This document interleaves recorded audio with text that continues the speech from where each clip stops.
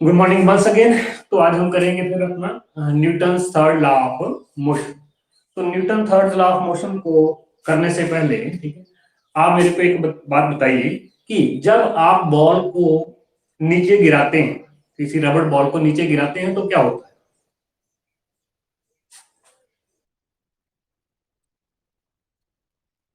Ball, वो ball वापस आ जाती है, ठीक है। और उसके बाद अगर कभी आपने ऑब्जर्व किया हो, आप किसी बोट में आपने सफर किया हो, ठीक है, कहीं गए हो ऐसे, तो जब आप उस बोट से बाहर निकलते हैं तो बोट किस साइड को चली जाती है?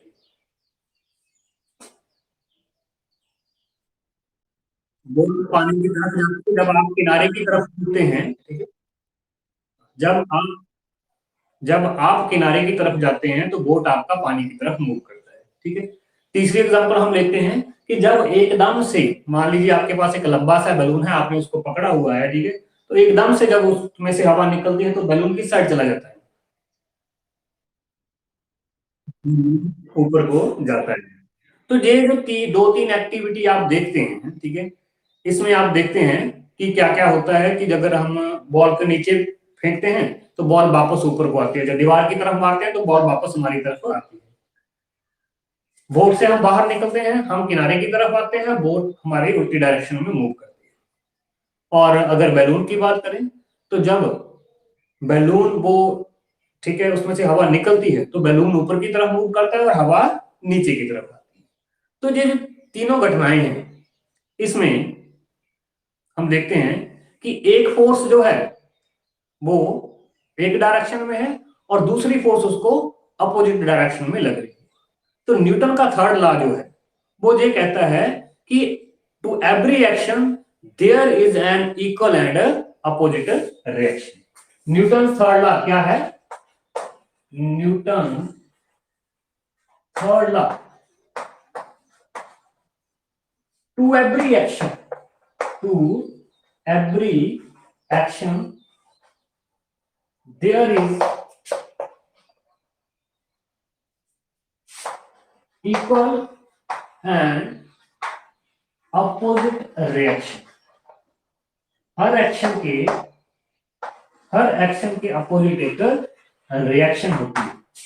जैसे कि हम अगर एक केस ले लें, अगर हम बॉल को दीवार की तरफ फेंकते हैं, जो दीवार के ऊपर मारते हैं, तो पहले वो बॉल उस दीवार के ऊपर फोर्स लगाती है और वापस दीवार उस बॉल के ऊपर फोर्स लगा के उसको बैक करती है। तो बॉल का, ठीक है, बॉल का एक बॉल है, एक वॉल है, ठीक है, एक बी से शुरू होती है कि डब्ल्यू से शुरू होती है, थोड़ा, ठीक है, अगर यहाँ पे नहीं क्लियर हो रहा है तो ध्यान में रखना कि जो बॉल हम मारते हैं जब वो दीवार पे लगती है तो बॉल दीवार के ऊपर फोर्स लगाती है और दीवार बॉल के ऊपर फोर्स लगाती है। तो दोनों एक दूसरे के ऊपर फोर्स लगाती हैं। बॉल जब दीवार के ऊपर फोर्स लगा रही है उसको हम एक्शन बोल रहे हैं, ठीक है। और ये जो दीवार बॉल के ऊपर फोर्स लगा के उसको बैक कर रही है उसको हम रिएक्शन कहते हैं। तो यहाँ पे दो टर्म मैंने बोली हैं, ठीक है, कि every action there is an equal and opposite reaction. तो ये चीजें जो है आप वहां पे देखते हैं कि हर फोर्स जो है, अगर उसको हम एक फोर्स को एक्शन माने और दूसरी फोर्स को हम रिएक्शन माने, तो हर फोर्स के अपोजिट एक दूसरी फोर्स लगती है जिसको हम रिएक्शन कहते हैं। वो फोर्स इक्वल इन मैग्नीट्यूड होती है बट उसकी डायरेक्शन अपोजिट होती है। जैसे बॉल दीवार के साथ लगी तो बॉल ने दीवार को, ठीक है, अपोजिट साइड में फोर्स लगाई और दीवार ने बॉल को अपोजिट में साइड में फोर्स लगाई और वापस वो आपकी तरफ उछल के आई, ठीक है। जब आप उस बोट से बाहर निकले तो बोट ने आपको किनारे की तरफ फेंका और आपकी फोर्स ने बोट को पानी की तरफ जो है वो धकेला। तो ये चीजें जो है ऑब्जर्व की जाती हैं Newton third law of motion. तो Newton third law of motion को हम एक एक्सपेरिमेंट के द्वारा, एक एक्टिविटी के द्वारा जो है प्रूव भी कर सकते हैं, कंफर्म भी कर सकते हैं। तो मैंने आपके स्टडी मटेरियल के ऊपर एक, जो आपकी क्लास का स्टडी मटेरियल वाला कॉलम है, उसके ऊपर एक PDF download, sorry, PDF upload की हुई है। तो अगर आप उसमें देखेंगे तो वहां पे एक एक्सपेरिमेंट दिया हुआ है। उस एक्सपेरिमेंट में क्या है, आपके पास एक स्प्रिंग बैलेंस है, ठीक है, एक स्प्रिंग बैलेंस है, उसके ऊपर कुछ रीडिंग्स नजर आएंगे, ठीक है। एक स्प्रिंग बैलेंस है, उसके ऊपर आपको कुछ रीडिंग नजर आएगी, ठीक है, और उसके आगे एक हुक लगा हुआ है, उसके आगे क्या लगा हुआ है, एक हुक लगा हुआ है, और दूसरी तरफ आपके पास दूसरी स्प्रिंग बैलेंस है, दूसरी तरफ आपके पास दूसरी स्प्रिंग बैलेंस है, उसके ऊपर भी एक हुक लगा हुआ है, दोनों हुक आपस में वहां पे उसने जोड़ रखे हैं। तो इस एक्टिविटी में क्या देखेंगे आप, एक को बी लिखा हुआ है और एक को ए लिखा हुआ है। जब आप फोर्स लगाएंगे, ठीक है, इस एक्टिविटी में यहाँ पे इसमें हैंड बनाया हुआ है, ठीक है, यहाँ पे हैंड बनाया हुआ है, जब आप यहाँ पे फोर्स लगाएंगे तो जो रीडिंग आपको स्प्रिंग ए के ऊपर नजर आएगी, वही रीडिंग आपको स्प्रिंग बी के ऊपर नजर आएगी, ठीक है ना। अगर आपके पास दो स्प्रिंग बैलेंस हैं, जैसे पिछली बार बोला था शायद खुशबू ने कि उनके पास स्प्रिंग बैलेंस है, तो वो एक्टिविटी कर सकते हैं।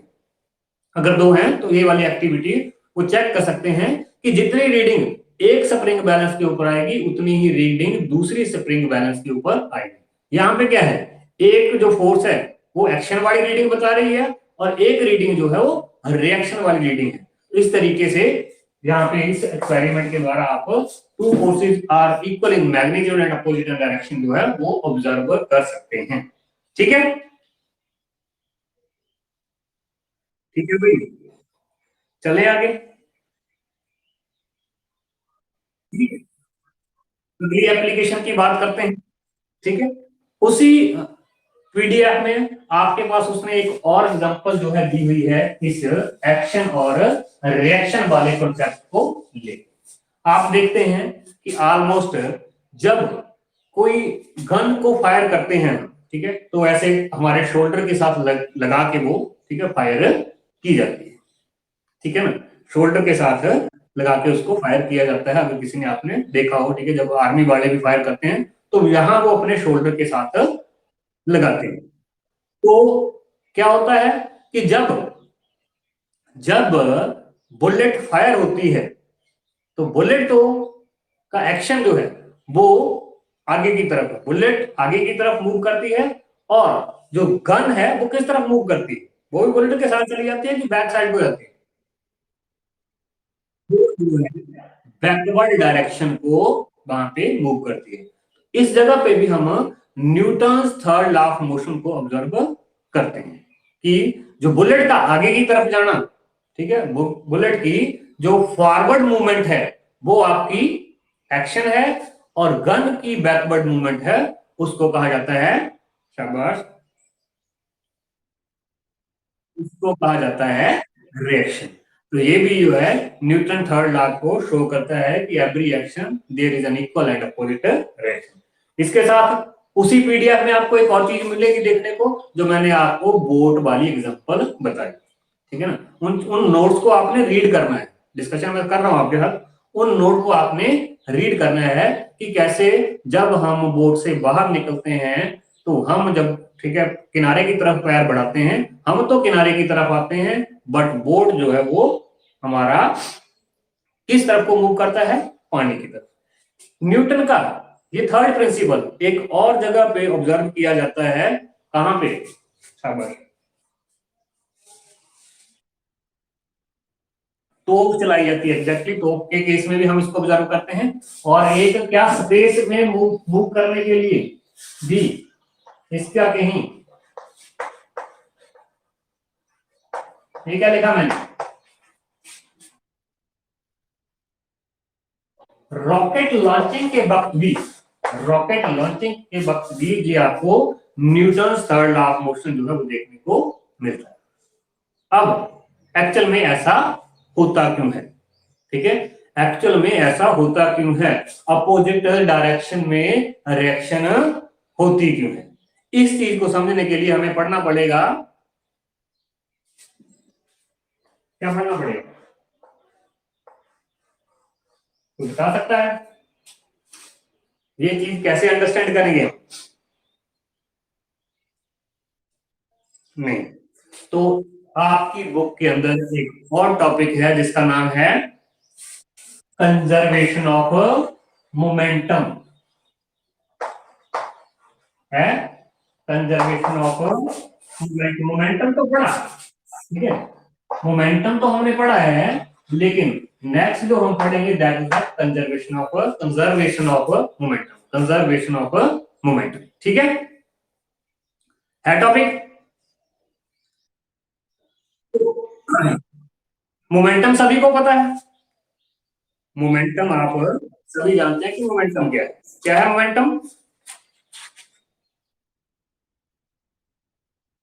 मास इनटू वेलोसिटी जो है, उसको जो है मोमेंटम कहा जाता है। ठीक है, मास इनटू वेलोसिटी को मोमेंटम कहा जाता है। अब कंजर्वेशन ऑफ मोमेंटम जो ये कहता है, ये लॉ ये कहता है कि कोई भी सिस्टम अगर उसके ऊपर एक्सटर्नल फोर्स नहीं लगती है तो वो अपने मोमेंटम को कांस्टेंट कंजर्व रखने की कोशिश करता है। अब कांस्टेंट या कंजर्व रखना क्या है समस्या जी यहां पे समझने की। कंजर्व या कांस्टेंट, इसका मतलब है कि जो उसका पहले था वो उसको, जो उसका इनिशियल मोमेंटम है वो ही उस सिस्टम का फाइनल में मोमेंटम होगा। जो मोमेंटम उसका पहली स्थिति में था वो ही मोमेंटम उसका दूसरी स्थिति में होगा। वो अपने मोमेंटम को वैसे ही स्थापित करने की कोशिश करेंगे। उसको हम एक एग्जांपल से समझेंगे। ठीक है, इस एग्जांपल सॉरी इसको समझने के लिए हम लेंगे एग्जांपल किसकी? Recoil of a gun. Recoil of a gun. Recoil क्या होता है? रिकॉइल ये क्लियर है क्या होता है? रिकॉइल ऑफ गन, ये भी आपकी बुक में दिया होगा टॉपिक, थोड़ा सा करने की कोशिश। रिकॉइल का मतलब होता है वापस आना। ठीक है ना, रिकॉइल बैक करना। ठीक है, गन करती है ना बैक, गन बैक करती है ना जब हम फायर करते हैं। ठीक है, तो वहां पे हम जो है अब इस रिकॉइल ऑफ गन की हेल्प से समझेंगे कि मोमेंटम कंजर्वेशन एक्चुअल में है। मान लीजिए यहां पे हम कर लेते हैं दो पार्ट। हमारे पास एक गन है जिसका मास है capital M. Mass of gun मैं क्या लिखता हूं, गन बड़ी होती है इसके लिए मैंने उसका मास क्या लिख लिया, capital M. Mass of bullet, gun के अंदर क्या होती है? मास ऑफ गन के अंदर बुलेट होती है ना, गोली होती है। तो गोली छोटी सी होती है और उसका जो मास है मैंने स्मॉल एम से अपने कन्वीनियंस के लिए नोट कर लिया। अब ठीक है, जब गन फायर हुई, स्टार्टिंग में क्या है? स्टार्टिंग में ध्यान देना, ध्यान से, स्टार्टिंग में जब हमने फायर नहीं किया, स्टार्टिंग में वो सारा का सारा सिस्टम रेस्ट में है। ठीक है, स्टार्टिंग में वो सारा सिस्टम रेस्ट में है, तो उस सिस्टम का मोमेंटम क्या होगा? जीरो। क्यों? क्योंकि ना तो जो बुलेट है वो मोशन में है, उसकी कोई वेलोसिटी है, और ना ही जो गन है वो मूवमेंट कर रही है। ठीक है, तो बिफोर द फायरिंग अगर बात करें, बिफोर द फायरिंग मोमेंटम क्या होगा? जीरो। तो मैं लिखूंगा यहां पे momentum before the firing. Momentum before the firing, board छोटा होता है इसलिए थोड़ा आप देख लेंगे। बिफोर द फायरिंग क्या आएगा? जीरो आएगा। इसको नंबर 1 दे सकते हैं। ठीक है, इसको मैंने नंबर दे दिया 1 कि मोमेंटम बिफोर द फायरिंग, उस पूरे सिस्टम का मोमेंटम बिफोर द फायरिंग क्या था? जीरो। अब जब हमने फायर किया तो मान लेते हैं आफ्टर फायरिंग, आफ्टर फायरिंग जब हमने फायरिंग कर दी तो फायरिंग के बाद ना तो मास ऑफ गन चेंज होगा ना मास ऑफ बुलेट चेंज होगा, लेकिन जो चीज पहले रेस्ट में थी वो मोशन में आएगी, उसके पास कुछ वेलोसिटी होगी। और हम मान लेते हैं कि जो आपकी गन है उसकी वेलोसिटी में कैपिटल बी मान लेता हूं, गन बड़ी है ना, ठीक है, डिफरेंशिएशन के लिए।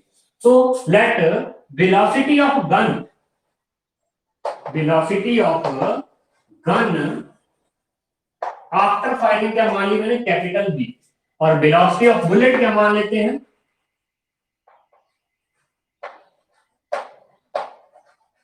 क्या मान लेते हैं, स्मॉल बी लिख लेते हैं। ठीक है, अब क्या किया कि ठीक है, वेलोसिटी ऑफ गन मैंने कैपिटल बी लिख लिया और वेलोसिटी ऑफ बुलेट जो है वो स्मॉल बी लिख लिया।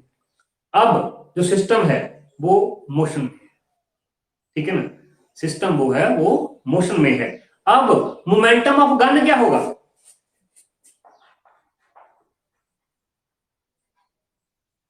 मोमेंटम ऑफ गन अगर बात करें तो वो क्या होगा, capital M into capital B.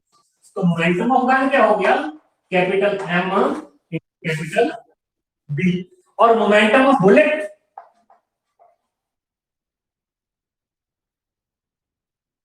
हाँ, स्मॉल एम स्मॉल बी। ठीक है, तो अब ये आ गया दोनों का मोमेंटम आफ्टर द फायरिंग।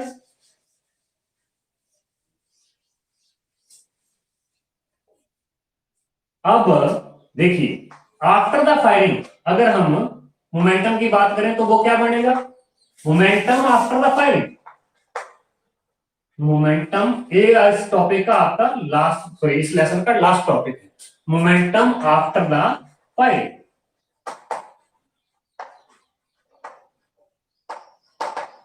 क्या रहेगा, capital M multiply capital B, small M multiply small B. इसको हम नंबर देते हैं 2। ठीक है, इसको नंबर देते हैं हम 2।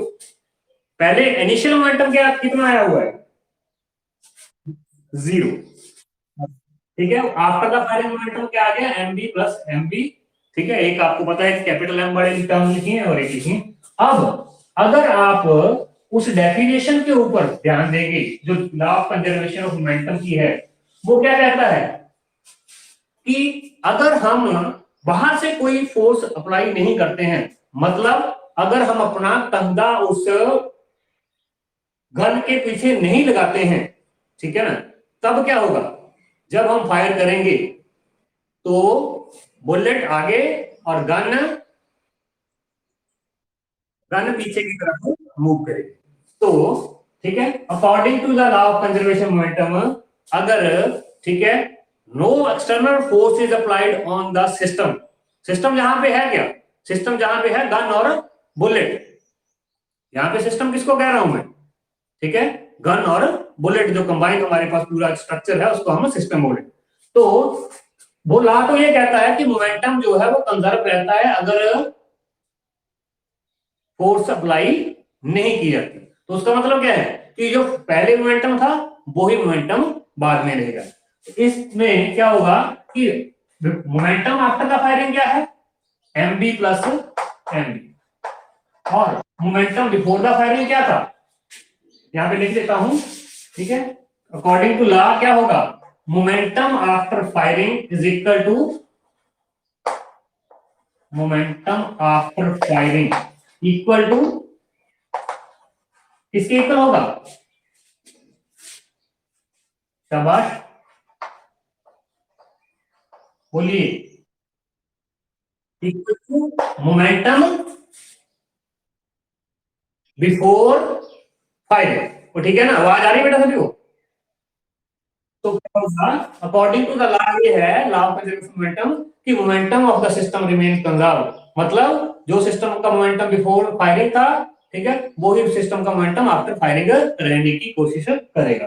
तो मोमेंटम बिफोर द फायरिंग, तो दोनों मैंने निकाले हुए हैं, लिखे हुए हैं। ठीक है, तो आफ्टर द फायरिंग क्या है, capital M capital B, small M small B, और बिफोर द फायरिंग क्या था, 0। ठीक है, अगर हम इसको थोड़ा सा सॉल्व करें, then we get M B is equal to minus M B. ठीक है ना, ये वाली टर्म में उधर लेके चला गया, आपने वो किया होगा इक्वेशन का, ठीक है, मैथ के अंदर कैपिटल एम और बी मैंने इस साइड रखे और स्मॉल एम बी मैं उस साइड लेके गया, जब इक्वल टू साइन क्रॉस करते हैं तो जो साइन है वो चेंज होते हैं। तो कैपिटल बी अगर की बात करें, उसकी कैपिटल बी की तो वो क्या होगी, minus M b divided by capital M. तो can you tell me what is capital V here? किस क्या कंसीडर किया था हमने कैपिटल वी को? किसकी वेलोसिटी? किसकी वेलोसिटी है ये? गन की वेलोसिटी। ठीक है, वेरी गुड, सभी को पता लग रहा है कि ये कैपिटल बी जो है ये गन की वेलोसिटी है। अगर आप कैपिटल बी की जो, ठीक है, इक्वालिटी है, कैपिटल बी किसके इक्वल आ रहा है उसको देखें, तो उसके साथ कौन सा साइन लगा हुआ है? माइनस का साइन लगा हुआ है। वेलोसिटी के साथ यहाँ पे माइनस का साइन लगा हुआ है। माइनस का साइन यहाँ पे क्या इंडिकेट करता है, अब हमने इस को समझने की कोशिश करनी है। अभी कुछ को तो पता चल गया होगा कि माइनस के साइन का यहाँ पे क्या मतलब है, कोई बता सकता है? माइनस का साइन तो चलो नेगेटिव हो गया ना, इसका मतलब क्या है कि गन किस तरफ जाती है? नेगेटिव साइन ये यहाँ पे शो करता है कि ये जो गन की वेलोसिटी होगी it will be opposite to the velocity of the bullet. वो ठीक है ना, ये क्या शो कर रहा है? Negative sign indicate that gun recoils back, gun recoils back in opposite direction to the direction of a bullet. Clear बेटा? तो ये है आपका, ठीक है, इस चैप्टर का लास्ट टॉपिक। तो अब मैं एक न्यूमेरिकल इसी फार्मूले के ऊपर जो है आपको करवाने जा रहा हूं, उसके बाद आपकी क्लास का टाइम जो है वो फिनिश हो जाएगा। तो ये लास्ट जो है, ठीक है, एक न्यूमेरिकल इस टॉपिक के ऊपर जो है हम करते हैं। तो नोट कर ले, आप कॉपी बुक रखें अपने पास, ठीक है, जल्दी से कैलकुलेशन करेंगे तो मेरे को रिजल्ट भी आप बता दें, ठीक है। सुनिए, a bullet of mass, note कर लीजिए सारे, बड़ी जल्दी निकल जाएगा। ए बुलेट ऑफ मास 100 ग्राम, ए बुलेट ऑफ मास 100 ग्राम यहाँ पे is fired with from a gun, is fired from a gun, from a gun. Gun का मास दे रखा है 20 kg। कितना? 20 kg। ध्यान रखना सॉल्व करने के वक्त दोनों के यूनिट एक जैसे कर लें, ठीक है। Mass of 20 kg with A velocity of, with a velocity of 100 meter per second, of 100 meter per second, ठीक है। Calculate the velocity of recoil of the gun, calculate the velocity of recoil of the gun। recoil velocity भी कह सकते हैं उसको, velocity of recoil of gun। शाबाश, करिए जरा सॉल्व, कैसे करेंगे इसको?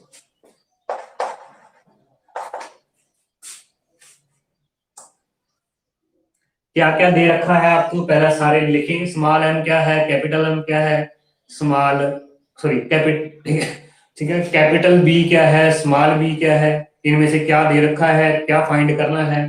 फार्मूला आपको मैंने अभी लिख के दिया, उस फार्मूले के अंदर पुट करना है। लेकिन ख्याल रखना है आपने कि यहाँ पे आपके जो किलोग्राम है एक जगह पे, एक जगह पे ग्राम है, तो वो दोनों एक जैसे कर। नजर आ रहा है ना बेटा?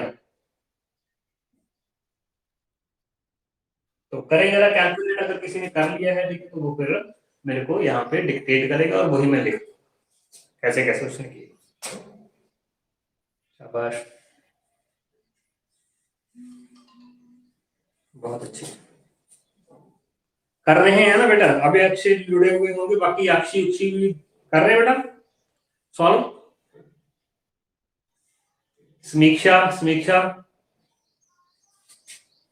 समीक्षा की आवाज आ रही है आपको? कर रहे हो बेटा? समझ आ गया ना? पलक, एलिस है क्या? नैन्सी, नैन्सी, महिमा, शाइना,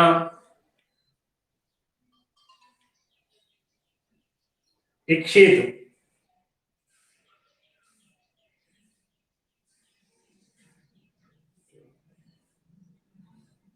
हो जाएगा कि मैं करूं बेटा?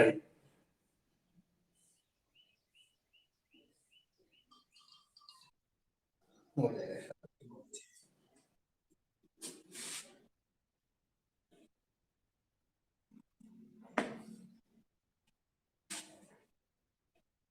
करिए करिए।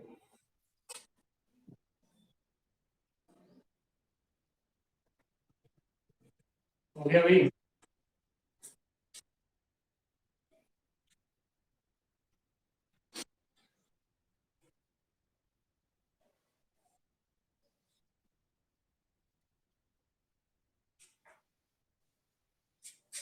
बताइए बताइए।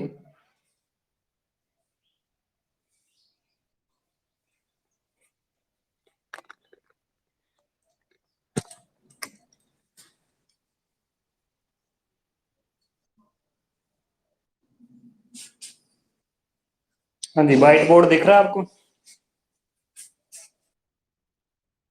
ओके। तो सबसे पहले क्या लिखेंगे फिर हम? मान लो तो सबसे पहले लिखते हैं हम मास ऑफ द बुलेट। एक मिनट।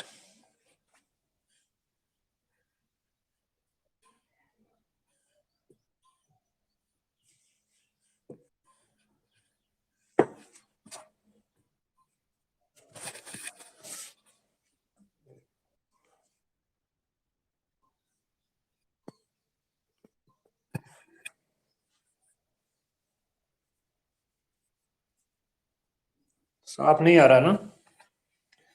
कोशिश करते हैं इसको। भाई जिसने कर लिया वही बता दो।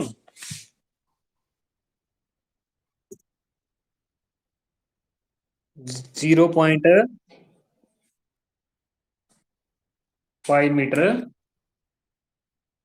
बिल्कुल सही है बेटे। इस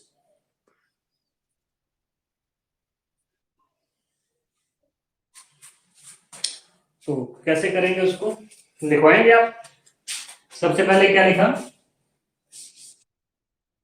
तो अब कर ले। मास ऑफ द बुलेट क्या था हमारे पास? मास ऑफ बुलेट था हमारे पास 100 ग्राम। ठीक है, तो 100 ग्राम के हमने बढ़ाए किलोग्राम, तो क्या करेंगे? 1000 से डिवाइड कर लिया। ठीक है, तो कुल मिला के हमारे पास 1/10 kg आ गया। क्या आ गया? 1/10 kg। This is the value of small M, 1/10 kg। एक नोट कर लीजिए। नेक्स्ट हमारे पास था mass of gun. Mass of gun that was the capital M, 20 kg। ठीक है, और उसके बाद था हमारे पास वेलोसिटी ऑफ बुलेट, जिसको हमने डिनोट किया था ना स्मॉल बी के साथ। तो वो कितनी थी? 100 मीटर पर सेकंड। ठीक है, और जो हमने फार्मूला निकाला था, ठीक है, रिकॉइल वेलोसिटी के लिए, that was v is equal to minus small M small B over capital. तो माइनस साइन आया हमारा। ठीक है, और स्मॉल एम की वैल्यू थी 1/10, और स्मॉल बी की वैल्यू थी 100, और कैपिटल एम की वैल्यू थी हमारे पास 20। ऐसे किया ना? यही किया, या अब इसके साथ इसको कैंसिल किया, तो हमारे पास आ गया -10/20। ठीक है, और -1/2। अब जो वेलोसिटी है, अगर आप बाकी वैल्यू को पुट करेंगे तो -1/2 क्या होता है? 0.5। तो ये वैल्यू आएगा मतलब -0.5। वेलोसिटी के क्या यूनिट रहते हैं? क्योंकि किलोग्राम के साथ, ठीक है, 1/10 kg जहां होगा इस केजी के साथ, अगर मैं ऐसे लगा दूं 1/10 kg, और ये भी आपका केजी, केजी के साथ केजी कैंसिल हो जाएंगे, और इसके साथ लिखित यूनिट वो आपके सिर्फ बचेंगे मीटर पर सेकंड। तो क्या है आपका? -0.5 मीटर पर सेकंड। ये रिकॉइल वेलोसिटी है, नेगेटिव साइन मीन इस वेलोसिटी के साथ आपकी जो गन है वो रिकॉइल बैक करेगी। ठीक है बेटा, ओके। आज के लिए इतना ही, ठीक है। और बाकी जो है हम नेक्स्ट में करेंगे, ठीक है। ये खत्म हो गया आपका, ठीक है। अब इसके क्वेश्चन आंसर भेजूंगा एनसीईआरटी वाले, ठीक है। वो आपने अपनी कॉपी के ऊपर करने हैं, क्योंकि वो भी मैं मंगवाऊंगा, ठीक है। वो रोल नंबर के हिसाब से मंगवाएंगे, जैसे जैसे आपके इस क्लास में रोल नंबर है, ठीक है। Now you can go.